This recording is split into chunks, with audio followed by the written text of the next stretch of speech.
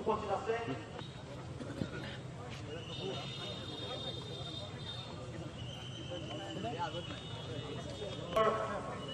সদৌ অসমৰ সভাপতি ৰাজেন ডেকা ডাঙৰীয়াক আমি সদৌ অসম মৰিগাঁও জিলা কৰ্মচাৰী পৰিষদৰ আমি ইতিমধ্যে শ্বহীদ পৰাগ নিৰ্যাতিত পৰিষদৰ সদৌ অসমৰ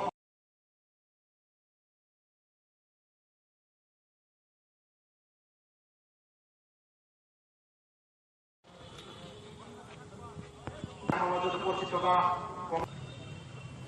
আমি কৰ্মচাৰী পৰিষদৰ সম্পাদক খগেন মহন্ত ডাঙৰীয়াক আমি বক্তব্য আগবঢ়াবলৈ জনাইছোঁ।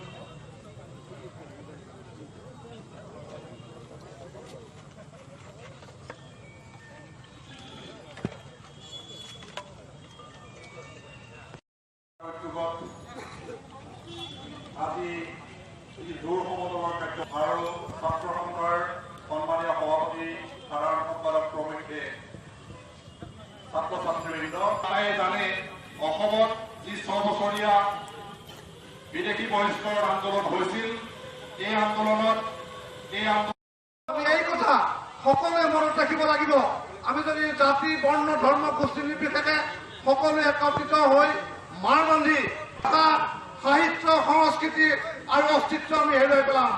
সেইকাৰণে আমি অসমৰ অসমীয়া সন্তান হিচাপে প্ৰতিজনে চিন্তা কৰিব লাগিব। আৰু মই যিসকল হিন্দু বেংগলী ভাই সেইসকলক এটা কথা আহ্বান জনাব খুজিছো, 71 চনৰ আগত অহা যিসকল বঙালী হিন্দু ভাই সেইসকলে ঐক্যবদ্ধ হৈ ৰাজপথলৈ ওলাই আহক, তেওঁলোকে সহযোগ কৰক। তেতিয়াহে আমি বুজিম তেওঁলোকে অসমৰ বায়ু পানী সেৱন কৰি অসমৰ কাৰণে চিন্তা কৰা তেওঁলোক অসমীয়া। গতিকে তেখেতসকলক আহ্বান জনাইছো এই পবিত্ৰ মুহূৰ্তত তেওঁলোকে মনত ৰখা ভাল যে জাতি বৰ্ণ ধৰ্ম নিৰ্বিশেষে অসমৰ যিখন সমাজ সেইখন সমাজত ভৰ্তি থাকিব লাগিব। এই মুকলি আহ্বান জনাই আজি উপস্থিত সকলোজনক মই পুনৰ শ্ৰদ্ধা জনাইছো। অনাগত দিনত আপোনালোক